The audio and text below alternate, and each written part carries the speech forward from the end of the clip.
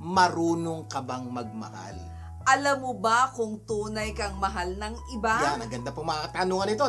Good news po, sasagutin po natin itong mga tanong na to at pag nadinig nyo po ito, malalaman nyo na kung marunong ka magmahal at malalaman nyo rin kung minamahal kayo ng mga taong nakapaligid sa inyo. Maganda yan. At syempre, good news, mamaya pag-uusapan natin kung paano mo malalaman kung tunay kang nagmamahal o minamahal. Sa ating episode na Mahal Kita, Hindi Ito Bola. Matutunghayan din natin mamaya ang usapang life insurance ni Gina Criste. At pag-uusapan din po natin ang 7 things to start doing every day if you want to be more successful by Denisa Serna. At makakasama pa rin natin si May Gonzalez, nutritionist and CEO for Treaty for Health para sa tulong kalusugan. At para mas gumanda ang buhay, abangan si Jane Magan Chang ng Jane Rockstar Salon para sa kanyang beauty tips for life. At syempre, babatiin ko lang ha, greetings to the members of the Long Beach Bacolod Association. I was invited to give a talk on retirement at the Long Beach Bacolod Association Trade Symposium noong June 10. Yes. Kaya maraming salamat kay Attorney John Orola and their President Mr. Peter Ramirez for their invitation. Magsi-special shoutout na ako and thanks kay Rod, kay Gina, kay Jane, kay Ernie, at syempre sa aking mommy Lina Heronca for their support. At saka, siguro announcement lang, yung mga Filipino-Americans dyan with Bacolod roots, you're invited to join the Long Beach Bacolod Association. Tawagan nyo lang po ang numerong 213-440-2707. Yes. At syempre, siguro meron naman tayong, diba, panahon ng mga graduation ngayon. So, babatiin lang po namin ha, binabati po namin si Dr. Jerry May Naboa Del Rosario. Ayan, na syempre si Dr. Jackie Del Rosario ng SJ Summit Dental Clinic congratulates her daughter Dr. Jerry May Del Rosario on graduating from the University of the Pacific in San Francisco, California. Batch, ano siya? 2024 po, okay? Maging pong tulong ko pa sa mo, binabati ka namin and extend congratulations. God bless you. Yes, at syempre, last but not the least, I wanna greet my husband happy 33rd wedding anniversary. Yes, 33 years na po kami kasal ng aking asawa at tunay nga po maraming pagpapala ang ginawa ng Diyos sa buhay namin. Eksakto po sa araw na to, 33 years ago, pinakasalan ko po yung asawa ko. Thank you, thank you. And it's again, really, happy anniversary. I love you. Happy I love anniversary. Okay, simulan na natin ating programa ng Tulong Pampagana. Dahil ang paniniwala po namin, one idea can change your life or one story, in this case, can change your life. Ang Tulong Pampagana story natin ngayon ay tungkol sa isang bagong kotse. Ayan, sa mga may bagong kotse dyan, makinig kayo mabuti. Ang ganda po ng ating pag-uusapan. May isang successful na executive ang nagmamaneho ng kanyang brand new na Jaguar. Yan, bagong-bago. At habang nagmamaneho, napansin niya isang batang kumakaway-kaway sa gitna ng dalawang sasakyan. Oo, yun ang So, patuloy pa rin ang kanyang pagmamaneho. Maya-maya, may malaking bato na bumagsak sa kanyang sasakyan. So, nung nalakpasan niya yung bata, may batong bumagsak sa kanyang kotse. O, nangyari? Ganon. So, bigla siyang napapreno at binalikan ang lugar kung saan siya binato. So, syempre naman, para malaman kung ano nangyari. So, ikaw, anong gagawin mo kapag nangyari sa Ganon din ang gagawin ko, malamang. At medyo katulad siguro niya, medyo may galit ng konti. So, galit na galit yung executive at bumaba ng sasakyan nang makita niya ang batang mistulang bumato sa kanyang sasakyan. So, sinigawan niya ito at sinabing, ano ba problema mo? Bakit mo binatong sasakyan mo? Aba, syempre, pagka gano'n, natakot naman yung bata sa sigaw ng lalaki. Pero magalang po siyang sumagot, itong bata. Sabi niya, sorry po, hindi ko po kasi alam kung anong gagawin ko. No, bakit naman nangyari? Oh. Bumagsak po kasi ang kapatid ko sa wheelchair at nasugatan. Kailangan ko siyang daling sa ospital kaya naisip kong maghagis ng bato para may tumulong sa akin. Hindi ko na po kasi siya kayang buhatin. At syempre, alam mo nangyari, na-touch yung lalaki. At halos hindi makapagsalita. So, mabilis niyang binuhat yung kapatid ng bata. Diba? At dinala po siya sa ospital. Alam niyo po, kapamilya, matapos ang insidente, bumalik na yung young executive sa kanyang bagong sasakyan. Siyempre, yun ang bato. Oh. Tinignan niya yung damage sa pintuan ng kanyang sasakyan. Napakalaki po ng damage at halatang halata, pero hindi na niya pinagawa. Hinayaan na lamang niya ang damage para magsilbing paalala na ang kanyang natutunan mula dito. Sabi nga do not go through life so fast that someone has to throw a brick at you to get your attention. Ganda po. Alam niyo po, napakadami pong magandang matututunan sa kwentong ito na pwede niyo apply sa buhay niyo. Kaya ito po maganda. Isa-isahin po natin yung mga pwede nating matutunan na magagamit natin sa buhay natin. Number 1, sinabi na niya kanina, don't wait for someone to throw a brick at you. Yan, wag niyo na pong hintayin. Kasi po kuminsan, sa dami ng ating busy tayo, marami tayong ginagawa, kuminsan kailangan pa tayong batuhin o padalhan ng Diyos ng napakalaking problema para maalala natin, may Diyos pala o mayroon pala tayong mga bagay na nakakalimutan. Oo, parang reminder, di ba? Life whispers in our souls and speaks to our hearts. Sometimes, when we do not listen to it, it throws a brick at us. So, ito po hiling ko po, huwag masyado mabilis, huwag masyado kung ano ginagawa. Makinig, baka may dapat kang madinig at malaman para hindi ka mabato ang iyong sasakyan. Oo, yung buhay natin, di ba? Sabi nga ni Jimmy Buffett, go fast enough to get there, but slow enough to see. Yeah, huwag masyado nag-abra. Number 2, sometimes, drastic situations require drastic actions. Yan po yung nangyari po sa bata. Kasi po yung bata, alam niyo na nangyari, nasaktan yung kanyang kapatid, malamang para siya ng parang sasakyan. Walang humihinto. So sabi ng bata, I need to do something para masolusyonan yung problema ko. May makatulong doon sa kapatid ko. Ano po ginawa ng bata? Kuha ng bato. Hindi po normal yun. Kaya lang po, hindi rin po normal yung sitwasyon ng kapatid niya. Kaya gumawa po siya ng matinding desisyon. Yun po ang ginawa niya. Binato niya. Ganon din po sa buhay natin. May mga pagkakataon pag medyo tingin nyo ng sobra na problema niya, medyo masyado ng malaki, at parang walang nangyayari, you might need to do some drastic actions para masolusyonan ang problema. Number 3, make a monument so that you will not forget the incident. Ayan, isa po itong napakaganda importante pa. Ibig sabihin, gumawa ka daw ng monumento or the spiritual term, altar, na pwede mong babalik-balikan para maalala mo yung araw na may tinuro sa iyo ang Diyos o may natutunan ka sa buhay. Siya po ang ginawa niyang altar, yung bato po doon sa kanyang kotse, hindi niya sinira, hindi niya pinaayos. Ang ginagawa niya, every time makikita niya yun, don't go so fast. Baka tamaan ka na naman pangalawang bato. The same is true with us. Pag may mga nangyari po sa atin na nagkaroon ng matinding mensahe sa buhay natin, gawa po ng altar. So that every time makikita mo yun, it will remind you of the lessons. Totoo yun. Number 4, life lessons are more important than life possessions. Yun po yung ginawa po ng executive. Maganda po yung kotse niya, life possession yan. Pero sabi niya, mas importante yung lesson na ayokong makalimutan kesa yung kotse na gusto kong pagawa. And eventually, napaka-importante matandaan niyo po yun. Ganon din po sa atin. Kami isa po, pag nakasira ang anak natin, ba't mo nasinira? Masisigaw ang upo natin kasi nasira yung maganda natin base, nasira yung kotse, nasira yung TV, pero kami isa nakakalimutan po natin. Mas importante yung relasyon. Relasyon natin doon sa anak natin.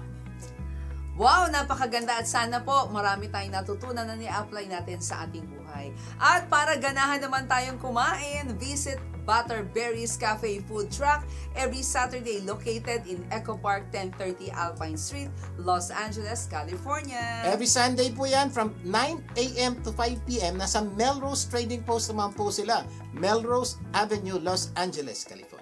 For catering, tawagan lang po sila sa 323-610-9005 or 323-244-9784. Magbabalik pa ang tulong ko pa sa mag-global. Huwag bibitin.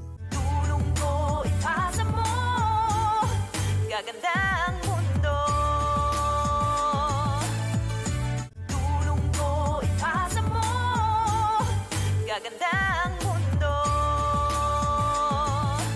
Nagbabalik ang tulong ko pa sa Global, Vic Garcia po. At Abilene Garcia. Dadako na tayo sa ating tulong pampaganda ng buhay. Ang paniniwala namin, you don't become what you want, you become what you do continually. At dahil continually gusto namin gumanda ang buhay niyo, bibigyan namin kayo ng mga tips sa pagpapaganda ng buhay. Simulan muna natin ang tulong pampaganda ng buhay tips mula kay Wendy Lindo. Wendy! Para mas gumanda ang buhay, don't make permanent decision on temporary emotions. Feelings are constantly changing. Hindi dahil galit ka, magre-resign ka, makikipaghiwalay ka, or you will cancel your friends forever. Pause when your emotions are high.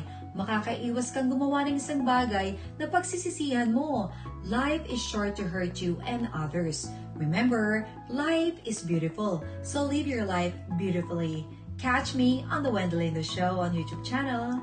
Maraming salamat, Wendy. Until next time, para sa iba pang tips para mas gumanda ang buhay. This time, pag-uusapan naman po natin ang isang internet article na napakaganda. Ito po yung title, 7 Things to Start Doing Every Day If You Want to Be More Successful by Denisa Serna. At malamang, gusto nyo to kasi lahat po tayo gusto natin maging successful. At isa-isayin po natin yung pwede natin gawin. Number At 1, kung successful ka na, magiging mas successful. Number 1, prioritize your passion projects. yan, napaka-importante daw po. Kung meron ka daw yung project sa buhay mo na gusto mong gawin, na matagal mo nang hindi nagagawa, gawin mo. Kasi most of the time, we prioritize yung immediate, yung mga urgent tasks, di ba? Yung mga to-do list, such as yung full-time job natin, yung relationship, some light entertainment, para maka-escape tayo sa mga worries, di ba?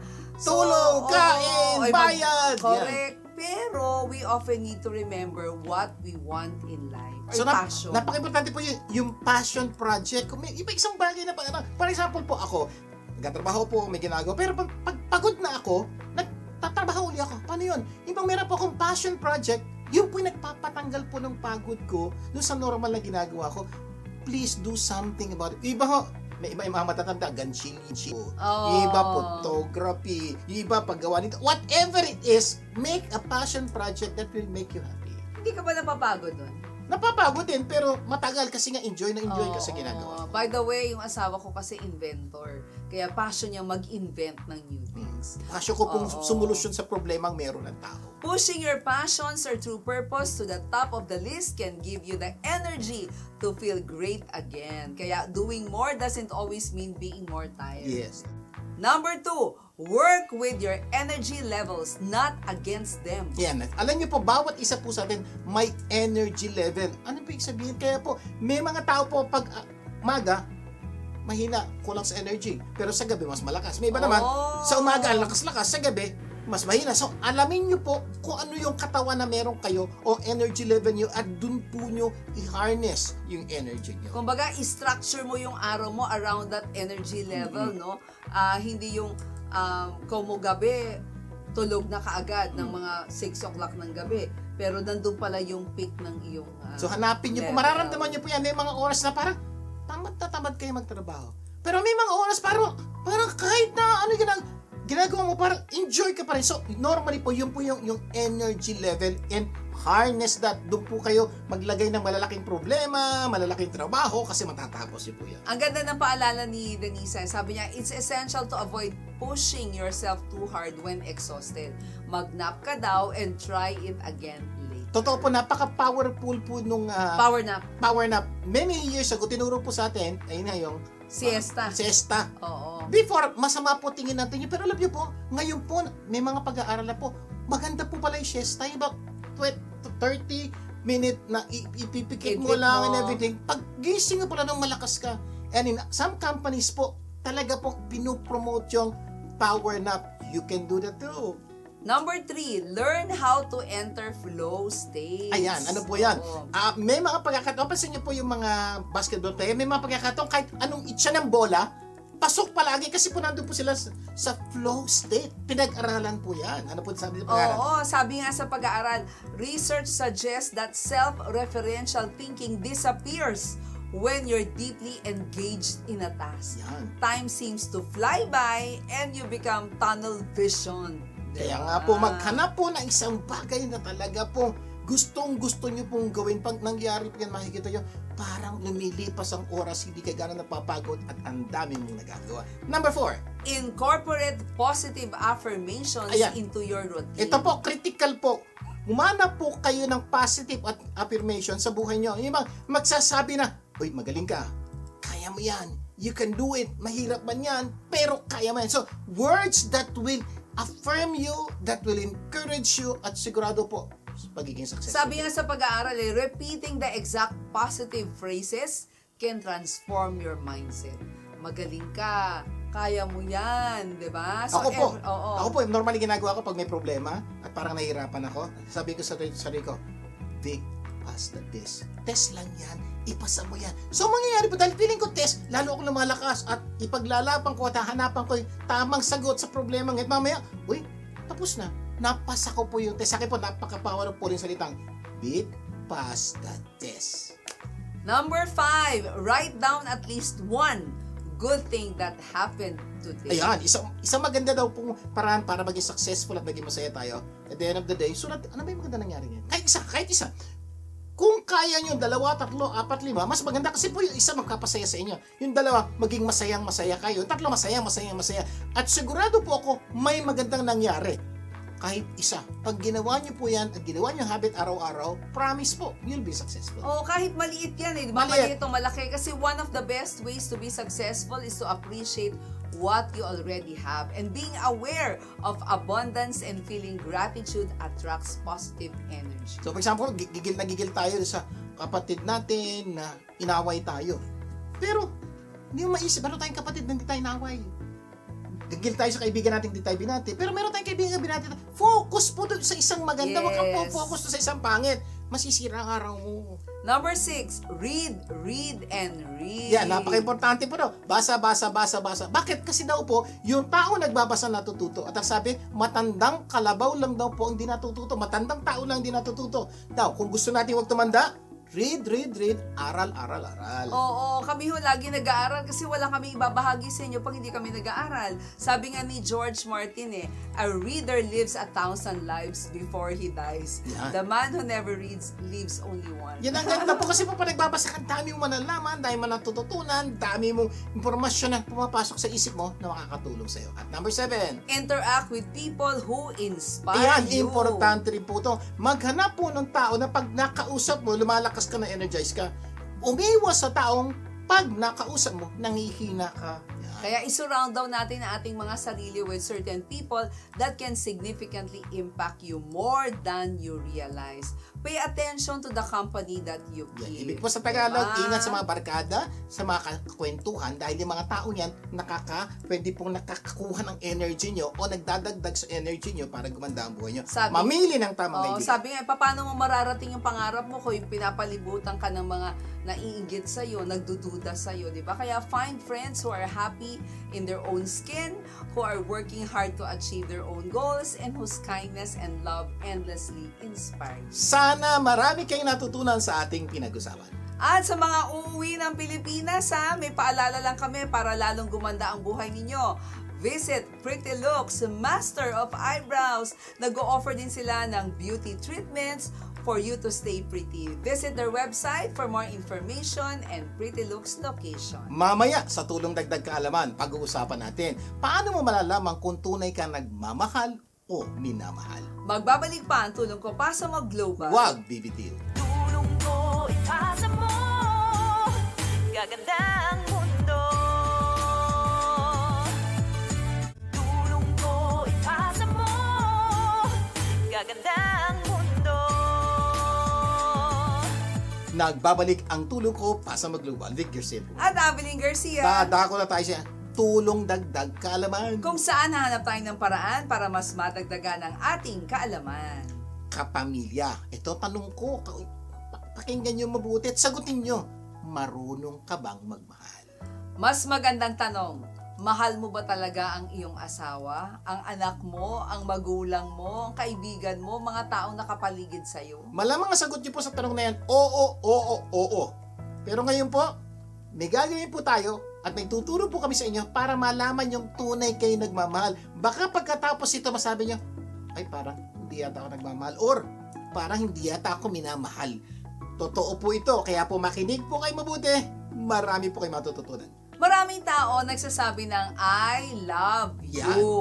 Pero alam ba nila ang ibig sabihin ng I love you? Totoo lang po, napakadami po taong banggit niyan, pero sa totoo lang, hindi po nila naunawaan. At malamang today po, mauunawaan nyo ang ibig sabihin ng I love you. O balik na rin naman natin, di ba? Mahal ka kaya ng iyong mga kapamilya? Yeah, isa pang problema po. Kung minsan po, parang nagtatanong tayo, mahal kaya ako ng mga kapamilya ko, asawa ko, kapatid ko, kaibigan ko.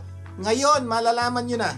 Kasi po, may mga checklist tayong gagawin para malaman kung tunay kayong nagmamahal o minamahal. Oo, true love daw. Ito, malalaman natin yung true love ng mga tao sa paligid natin at malalaman din natin kung true love ba natin yung mga tao sa ating paligid. Yeah. Okay, hintayin nyo na po. Good news! Ang pag-uusapan natin, specifically, paano mo malalaman kung tunay kang nagmamahal at kung ikaw ay minamahal ng mga taong nakapaligid sa inyo. Sa ating episode na Mahal Kita, Hindi Ito Bola. Alam niyo ba yung title namin? Kasi po maraming tao sabi ng mahal kita, I love you. Pwede bola naman po. Hindi totoo. Ngayon po, malalaman nyo na kung bola o hindi bola ang pagmamahal sa inyo. Okay, ang focus natin paano mo malalaman kung tunay kang nagmamahal o minamahal. Number 1, the true love of a husband is known during the sickness of his wife. Yan, so okay. Pag-usapan na muna natin, mga babae, paano nyo malalaman kung mahal kayo ng lalaki? Lalaki, paano malalaman kung minamahal mo si babae? Eto na po, normally daw po malalaman ng tunay na pagmamahal ng isang lalaki pag may sakit si babae. Siguro, paano yun? Kasi adversity yun Yung adversity kasi shakes the foundation of our character to see if what we believe and value is really worth standing for. Diba? So, yun po, mangyayari po kasi pag nagkasakit si Mrs., marami pong magbabago sa buhay ni Mr. Correct. At dahil nagbago sa buhay ni Mr., dun mo malalamang mahal ba talaga ni Mr. si Mrs. Siguro tanong niya, anong pagbabago? Isa-isay natin ang pagbabago. Oo, mister, mahal mo pa ba si Mrs. kung hindi ka na niya napagsisilbihan at aalagaan? Mahal mo ba si Mrs. kung hindi na siya naglalaba?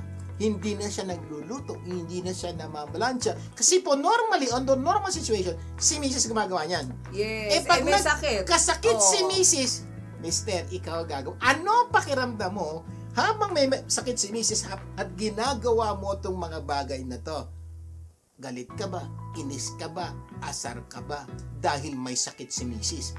Pag ganun po, may problema po ang ating pagmamahal kay Mrs. Kasi parang mahalang natin siya dahil pinagsisilbihan at inaalagaan tayo. Problema yan. Problema, hindi niya nakaya dahil may sakit siya. Diba? Kaya, mister, mahal mo pa ba si Mrs. kung hindi niya na nabibigay sa iyo ang mga pangangailangan niyang physical? Ayan, especially pag may sakit si Mrs. May pangangailangan physical si Mister, hindi niya maibigay ni Mrs. Paano ang iyong pag-ibig? Kaya kung paano mo tratuhin ang asawa mo sa panahon ng kanyang pagkakasakit, ang magpapatunay kung tunay mo siyang mahal o hindi. So mga lalaki, pag-isipan niyo mabuti, pag hindi na nagagawa ni Mrs. yung normally ginagawa niya, dahil may sakit siya, mahal mo pa ba siya? O naiinis ka na? O naaasar ka na? Problema pong malaki yan. Ibig sabihin daw po nun, pag ganun ang inyong pakiramdam, baka hindi niya tunay na mahal si Mrs. Kasi mahal nyo lang siya dahil sa mga bagay na nakukuha nyo o natatanggap nyo sa kanya. Ang problema, hindi nyo na natatanggap, parang hindi mo na siya mahal. Problema yan. Now, sabihin sir, parang lugi naman yata. Parang si Mr. lang ang may problema. Balik rin natin. Oo. Number 2, naman tayo. The true love of a wife is known when her husband commit mistakes. Ayan, makinig po kayo buti. Napakaganda po nito. Mga misis, malalaman daw namin o ng inyong mga mister kung tunay nyo siyang mahal kung sakaling makagawa siya ng isang malaking pagkakamali. Ha? Paano yan? Ito, paano yan? Kasi di ba may mga misis na mahilig manisi kapag nagkakamali ang kanyang mister. Kaya misis, kung nanonood ka, sana itigil mo na ito. Kung tunay mong mahal yung asawa mo, di ba? Misis, kasi kung mahal mo talaga, sabi mo, honey, I love you. But kung minsan, may nagagawa po talaga sa mister pagkakamali. At dahil dito, dakdak po tayo. At ang masakit pa dyan, ikikwento pa sa iba, yung pagkakamali ni mister, ay sobra na. So, yun po ang problema. Kung minsan po, mga misis, kung talagang mahal nyo si mister, yung medyo palakpasin niya yung pagkakamali niya. kumisan nga po, huwag mo sisisihin. Maganda po kasi po, masakit po sa asawa yun. Unang-una po, hindi naman po sinadya ni Mister na magkamali. Okay? Tapos, ididiin mo pa. Kumisan may mga babae, gano'n. Kagaw kasi, sinabi ko na sa'yo, hindi mo ako sinunog. So, hindi po nagpapakita ng pagmamahal yun pag ginawa yun. Dagdag pa po yung sinabi ni Mama Bilin. Ikukwento mo pa, lalo po nagpapakita na hindi mo mahal si Mister. Kasi po, kung mahal nyo talaga si Mister, protektahan nyo yung kanyang reputasyon sa mga taong nakapaligid sa kanya. Ang problema, ikaw pa mismo ang nagkakalat ng pagkakamali ng asawa mo sa iba. Tanong, mahal mo ba talaga? Ganda nga, no, isa sa mga natutunan natin sa ating devotion, kailangan talaga ng grace. Totoo diba? yan. Kaya misis, kung paano mo tratuhin si Mister sa panahong siya ay nagkakamali, ay nagpapatunay kung tunay mo siyang mahal. Hindi mga babae nagsasabi, sir, mali naman siya talaga. Tama po yun, mali siya talaga. Tanggap din naman mo, Mister, pero doon po papasok yung pangunawa at tunay na pagmamahal na kahit siya nagkamali, hindi mo siya ididiin, hindi mo siya sisisihin, hindi mo siya ikukwento. Yes. Dahil ang sabi mo, I love you. Even tama ka at mali si Mister, doon lalabas ang tunay na pag-ibig. Naku, sana marami tayong natutunan, ano? Pero mamaya tutuloy natin yan. Bago tayo mag-break, may good news kami sa inyo. Kung nagbabala kayong umuwi sa Pilipinas o may kilala kayong uuwi ng Pilipinas, ang Crown Plaza Manila at Holiday Inn Manila Galleria, dalawa sa pinakamagagandang hotel sa Pilipinas ay magkakaloob ng free hotel accommodation. Simple lang po gagawin niya. Ang dapat niyang gawin ay magpadala lang po kayo ng email sa tulongko@gmail.com. Isusulat nyo na po ang pangalan nyo, address nyo, contact number nyo, at ang pinaka-importante, bakit kayo nanonood ng programang ito na Tulong Ko? Pasa mo, isulat mo yung mga natutulong namin sa inyo. Ano mangyayari? Ang may pinakamagandang dahilan ay pagkakalubuan po ng free accommodation. Kaya sali na, may premium hotel accommodation ka na, libre pa. We will notify you by email if you have been selected to receive the complimentary hotel accommodation. Bago tayo mag-break, magbibigay daan muna tayo sa tulong kalusugan mula sa ating in-house certified nutritionist, owner of Salad Master Dealership in Santa Clarita, California, na si May Gonzalez. May! Para sa tulong kalusugan, ngayong buwan na mga tatay, pag-usapan natin kung paano maiiwasan ang sakit na nagsisimula sa letrang D or Daddy. Unahin natin ang diabetes or diabetes. Diabetes prevention is crucial for maintaining a healthy lifestyle and reducing the risk of developing diabetes. Here are some strategies to help you stay on track. First, focus on a balanced diet. Incorporate a variety of fruits, vegetables, whole grains, and lean proteins into your meals. Iwasan po natin ang mga processed foods, matatamis na inumin, and excessive amounts of unhealthy fats. Instead, opt for healthier alternatives like water, herbal drinks, and foods rich in fiber. Fiber helps regulate blood sugar levels. Pangalawa, maintain a healthy weight. Let's aim for a gradual, sustainable weight loss through a combination of healthy eating and regular physical activity. Aim for at least 150 minutes of moderate exercise each week. Ang paglalakad, pagbibisikleta, o kahit ang pagsasayaw ay makakatulong na mapabuti ang insulin sensitivity at mapapababa ang blood sugar levels. Monitor your blood sugar levels regularly, especially if you have a family history of diabetes. Early detection can help you manage and prevent the progression of diabetes. Lastly, manage stress and get adequate sleep. Chronic stress and poor sleep can negatively impact your blood sugar levels. Maghangad po tayo ng 7 hanggang 8 oras of sleep to support your overall well-being. By adopting these healthy habits, you can significantly reduce your risk of developing diabetes. Tandaan po natin, prevention is always better than cure. At good news po! If you're located in Southern California, I can arrange a visit or send one of my team members to you to demonstrate how to prepare a healthy and balanced diet for free. We will even bring the ingredients and we can enjoy a meal together. Slots are limited, so please reserve your spot by emailing tulongkopasamoglobal@gmail.com with your name, phone number, address, and preferred date and time. Ito po si May Gonzalez reminding you to stay happy, healthy, and blessed. Maraming salamat, May. Until next time, para sa iba pang tips para sa tulong kalusugan. Magbabalik pa ang Tulong Ko Pasa Mo Global. Huwag bibitin. Tulong ko ipasa mo, gaganda ang mundo. Tulong ko ipasa mo, gaganda ang mundo. Nagbabalik ang Tulong Ko Pasa Mo Global. Vic Garcia po balik. At Abilene Garcia. Bago natin pagpatuloy ang ating topic sa araw na to, magbibigay daan muna tayo sa Beauty Tips for Life ni Jane Maganchang ng Jane Rockstar Salon. Jane. Massage your scalp so regularly to grow your hair so lovingly. Keep the stress away and pray daily. Surely your hair will be healthy. Massage your scalp so regularly to grow your hair so lovingly. Keep the stress away and pray daily. Surely your hair will be healthy. Let your voice be heard by the way your hair speaks.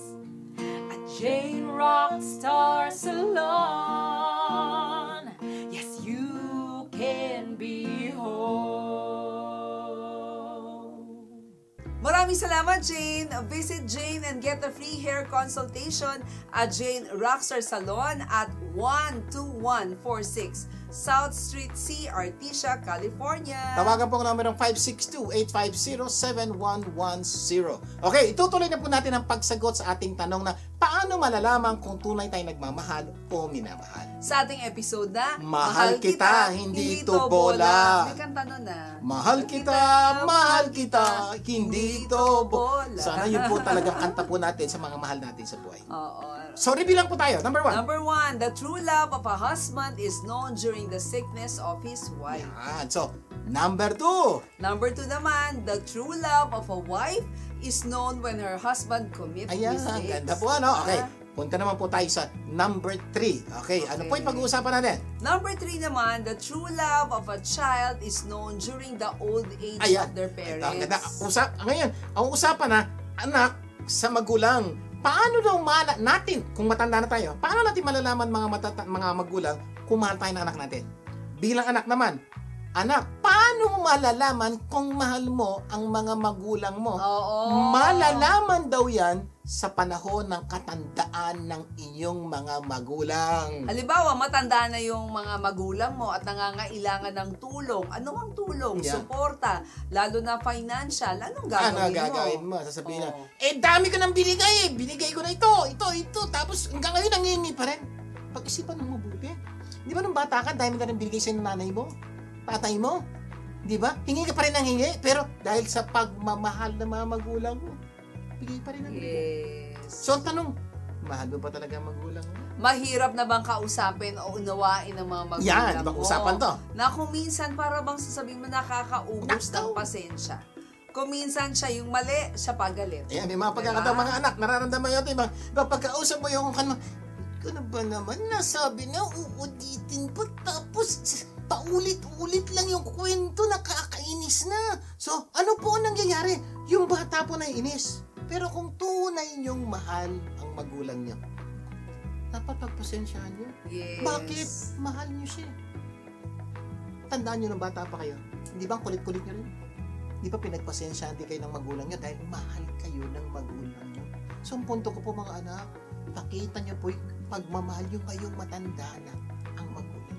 Alam mo, paalala lang natin sa mga bata, ha? Kasi, nung bata pa kayo, mahirap din naman kayo kausapin. Totoo yan. Diba? Kumbaga, parang nakakaubos din kayo ng pasensya.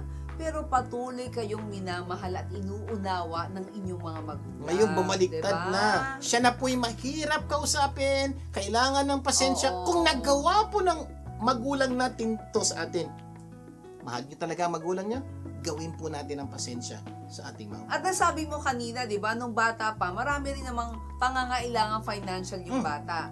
Di ba? Pero ginawa ng inyong mga magulang ang lahat para sa inyong pangangailangan. So ngayon, baliktad naman. Oo. Sila naman ang may pangangailangan. Kaya po, ito po yung tunay na alam sa atin. Mahal ba natin ang ating magulang o hindi? Kaya ngayon, kung magulang ka naman, oo. nalalaman mo kung mahal ka pa talaga ng mga anak mo o hindi. Paano mo naman ngayon maipadadama ang tunay mong pagmamahal? Simple lang po.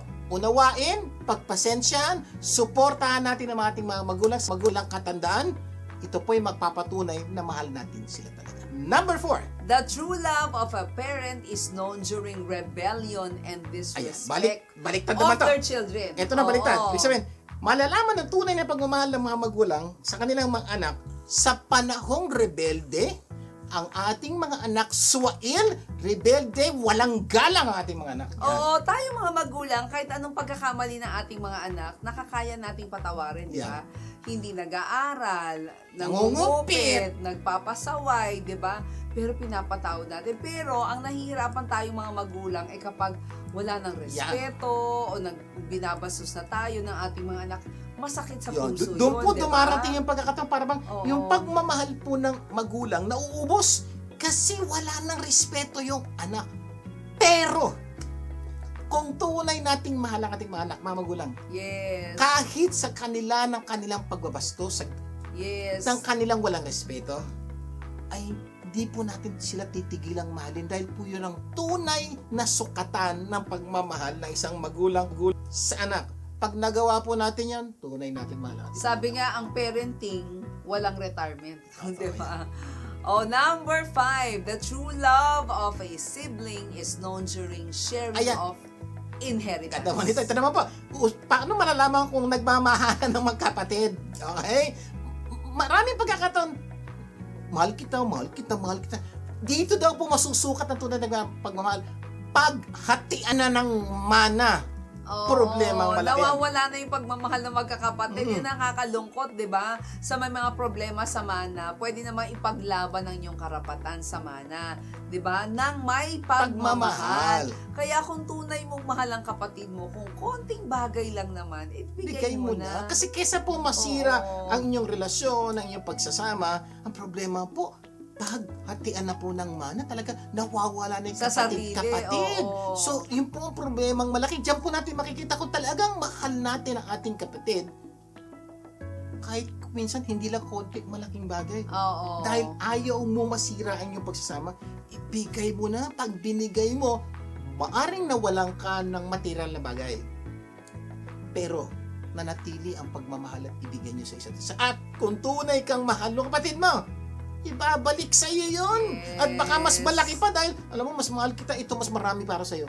That's what will happen kung patutunayan natin, pakikita natin yung tunay natin pagmamahal. Kaya kung minsan, kahit malaking bagay, kung mahal nyo talaga ang inyong kapatid, pagbibigyan nyo. Maayos naman ang relasyon ninyo noong wala pang mana. Diba? Totoo yan. Oo, pero bakit parang sisirain ng magandang relasyon dahil lang sa pera? Yeah. At kung minsan naman daw Diba? din naman pera. Mana. Bahay. Lupa. Kotse. Alahas. Pero ang challenge namin, alin gusto mo? Marami kang pera pero galit ang kapatid mo o wala kang gaanong pera pero maganda ang relasyon mo. Diba? Nagkakaroon ka nga ng pera pero nawalan ka naman ng Tama. kapatid, di mamili ka. Mamili ka. Yun po napakaganda pong bagay na kailangan natin maunawaan patungkol po sa tunay na pagmamahal. Kaya kung tunay na mahal mo ang kapatid mo, edi matutong magbigay. Yan. Mamaya po, nakaganda po natin kwentuhan, itutuloy pa po natin ang ating kwentuhan kung paano malalaman kung tunay tayo nagmamahal o minamahal. Magbabalik pa ang tulong ko para sa mga global. Wag bibiti. Tulong ko, ipasa mo, gaganda ang mundo. Tulong ko, ipasa mo, gaganda ang mundo. Nagbabalik ang tulong ko para sa mga global. Vic Garcia po muli. At Abilene Garcia. Bago natin ipagpatuloy ang ating topic sa araw na ito, magbibigidaan muna tayo sa usapang life insurance mula kay Gina Criste. Gina! Kapamilya, nandito na naman ako. Maraming nagtatanong sa akin kung paano pa ako makakatulong maliban sa life insurance with living benefits. Pwede ko din kayong matulungan sa retirement. Your retirement is your instrument. Pero alam mo naman dito sa Amerika, nung ikaw ay nagtatrabaho, may laging nag-aabang sa iyo. Sa negosyo, meron ka laging kasosyo. Kahit ayaw mo ng kapartner, pilit siyang pumapartner. Parati siyang may kita kahit hindi mo siya nakikita. Kahit absent, pag may income, laging present. Minsan nga gusto mo nang humiwalay pero nauuwi sa away at mahirap siyang kaaway. Kaya para walang away, lagi kang magbibigay. Pati retirement mo, hindi mo masolo. Ha? Sino ba siya? Siya si Uncle Sam. We call him Uncle kahit hindi naman natin Uncle. Pero may good news. Kahit wala siyang share sa retirement mo, wala siyang disappointment. Alamin mo lang ang tamang paraan at siguradong hindi ka niya hahadlangan. Ang tanong, paano? May tax-free retirement income din ang life insurance mo. Kahit walang share si Uncle Sam, ang ngiti niya ay wholesome. Mag-i-enjoy ka sa tax-free retirement and life full of excitement. Tutulungan ko kayong magkaroon nito at siguradong hindi ka malilito. So mga kapamilya, ano pang hinihintay mo? Gusto mo din bang makatulong sa iba katulad ko? You too can be a living benefits specialist. Ang maganda rito, makakatulong ka na, matutulungan ka pa. O di ba panalo? Until next time kapamilya, ito po si Gina Christie. Call or text me at 323-244-9784 or 747-214-7474. Maraming salamat, Gina! And for more information about life insurance, tawagan niyo lang po ang numerong nakapost or magpadala kayo ng email sa tulongkopasamoglobal@gmail.com. Okay, this time, itutuloy na po natin ang magandang kwentuhan sa pagsagot ng tanong na paano mo malalaman kung tunay ka nagmamahal o minamahal. Sa ating episode na Mahal kita, hindi to bola. Ano na yung napag-usapan natin? Number 1. Number 1, the true love of a husband is known during the sickness of his wife. Number 2. The true love of a wife is known when her husband commits Yeah. mistake. Number 3. Number 3, the true love of a child is known during the old age of their parents. Number 4. Number 4 natin, the true love of a parent is known during rebellion and disrespect of their children. Number 5. The true love of a sibling is known during sharing of inheritance. Problema pong malaki. Okay, this time. Number 6. True love doesn't always have a happy ending, but true love has no ending. Ang ganda po. Pakiulit. Mga viewers, mga kapamilya, pakinggan niyo po ito. Ang ganda-ganda nito. True love does not always have a happy ending, but true love has no ending. Sa Tagalog po, hindi po daw lahat ng pagmamahalan ay nauwi sa magandang ending o katapusan. Oo. May mga pagsasama tunay na hindi masaya. Oo. Nangyayari po yun. Pero kung tunay ka nagmamahal, ang pagmamahal mo, walang katapusan. Kahit na may hindi magandang pangyayari. Totoo po yung walang katapusan ng tunay na nagmamahal. Kaya may mga mag-asawa naghihiwalay o mga relasyong natatapos dahil hindi na daw sila masaya. Kasi nga, sa isa't pananaw isa. nila, true love should have a happy Happy ending. ending. At dahil Oo. hindi po maganda nangyayari, i-end na natin tong relasyon na to. Yung po isa sa mga dahilan bakit maraming relasyon ang naghihiwalay, nadidivorce. Bakit? Nagpakasal, hindi maganda. Tigilan na natin to. Kasi hindi happy ending, hindi po. Ang true love po has no ending. Kahit hindi po maganda yung nangyayari, kung patuloy kang magmamahal dahil walang katapusan, wala pong katapusan din ang inyong pagsasama. Kaya kung tunay ka nagmamahal, dapat kahit hindi ka na happy sa inyong relasyon, patuloy kang magmamahal ng walang kondisyon. Dahil true love doesn't always have a happy ending, but true love has no ending. Isang araw, sasaya ka ulit. Kasi po palagi po sinasabi ng mga taong naghiwalay, ba't kayo naghiwalay? Hindi na kami masaya. Dati, nung simula kami, masaya kami. Ngayon, hindi na kami masaya. Ngayon, na dapat gawin? Hiwalay na. Pag hindi na masaya, hiwalay. Hindi po yun ang tinuturo namin. At tinuturo po namin ito. True love does not need to have a happy ending. Minsan, hindi maganda. Hindi kayo masaya. But, true love has no ending. Kung talagang ilalagay niyo po sa isip niyo na, ang pagmamahal ko walang katapusan. Oh. Kahit di na ako masaya, patuloy ko padadamay pagmamahal ko. Kahit hindi ko nararamdaman. Alam niyo po, pag ginawa niyo po to, one day, babalik po yung pagmamahal. One day, babalik po yung saya. Ano po mangyayari? Magkakatotoo na po that true love will have a happy ending. Yes. Bakit may happy ending? Because your love has no ending. Kung lahat lang ng tao ay may true love na walang ending, malamang walang mag-asawang Totoo po maghihiwalay. yan. Alam nyo bang halos lahat ng ating pangako ay patungkol sa true love sa ating asawa? Paano yan? Ipapaalala ko sa inyo ang ipinangako nyo sa isa na about true love. Yes. Na oo. tunay kayong magmamahalan hanggang sa dulo ng walang hanggan. Number 1, pangako. For better or for worse. Yes. Maganda o pangit, mamahalin kita till the end. Yun po ang pangako natin sa ating For asawa. richer, for poorer. Baon tayo sa utang, marami tayong pera, mayaman tayo, mamahalin kita. In sickness and in health. May sakit ka, maganda ang ating pangangatawan, mamahalin kita. To love and to cherish till death do us part. Alam niyo po bang yan ang ipinangako niyong true love sa inyong asawa nung kayo nagpakasal? Ba't kayo naghiwalay? Sir, naubusan tayo ng true love. Kasi ang kala natin, true love has happy ending. At may dagdag pa, ha? Okay, true love has no ending. Yes. Ang dagdag pa dito sa vow natin, in the presence of God, I make this vow. Ayan. Yun po isang bagay na kailangan maintindihan. Nung ipinangako po natin to, sa harapan po ng Diyos, Yes. na nangako tayong magmamahalan sa bawat sa isa't isa. Sir, kung minsan talaga nauubusan ng pagmamahal, huwag kayo mag-alala. May number 7 tip kami sa inyo. True love can only come from God because God is love. Sa totoo lang, kuminsan kahit anong pilit nating magmahal, di ba? Nauubos din tayo, napapagod din Yan. tayo, nagsasawa rin tayo, bumibigay din tayo, di ba? Ang good news po ito. Yes. God is love. Si Lord po, si God po, hindi nauubusan ng Yes. pagmamahal. Hindi siya napapagod magmahal. Hindi siya nagsasawang magmahal. Kaya kung ubus na ang inyong pagmamahal, good news, mag-refill lang po. Yes. Humingi ka ng pagmamahal sa Diyos ng pagmamahal na hindi nauubusan ng pagmamahal. God's love is there for you whether or not you feel you deserve love. It is simply always there. Yan po ang ganda po ng Diyos ng pag-ibig. Kahit hindi tayo kamahal-mahal ang Diyos, mamahalin tayo. At kung minsan nauubusan tayo ng pag-ibig, humingi po tayo ng pag-ibig sa Diyos para mamahal naman po natin yung mga tao nakapaligid sa atin. Kaya kapag kailangan mo ng love, ask the God of love and He will give it to you. Sana marami po kayong natutunan sa mga pinag-usapan natin ngayon. At next week, Mas marami pa tayong pag-uusapan na pag-uusapan. tunay na magpapaganda ng inyong buhay at ng mga mahal sa buhay. Closing prayer tayo. Ang mga nasa langit, salamat po sa pagpapaalala nyo sa amin kung paano kami magmahal. Na sana po, patuloy nyo kaming tulungang magmahal sa mga taong nakapaligid sa amin. At kung sakali pong dumarating sa puntong naubusan na kami ng pagmamahal, maalala po namin may Diyos ng pag-ibig na humingi po kami ng pag-ibig sa inyo para itong pag-ibig na ito ay maibigay namin sa iba.